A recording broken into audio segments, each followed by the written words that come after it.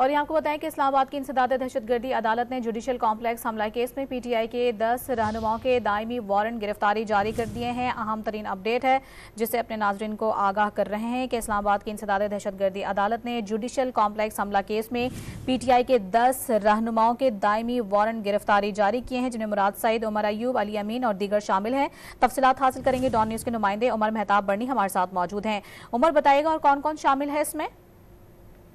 जी देखें, इंसदाद दहशतगर्दी अदालत के जज अब्दुल हसनात मोहम्मद जुल्करनैन की जानिब से तहरीक इंसाफ के मुराद सईद, उमर अयूब खान, अली अमीन गंडापुर समेत 10 PTI रहनुमाओं के दायमी वारंट गिरफ्तारी जो हैं वो जारी कर दिए गए हैं। तलबी के बावजूद अदालत से मुसलसल गैर हाजिरी पर दे दायमी वारंट गिरफ्तारी जारी किए गए हैं।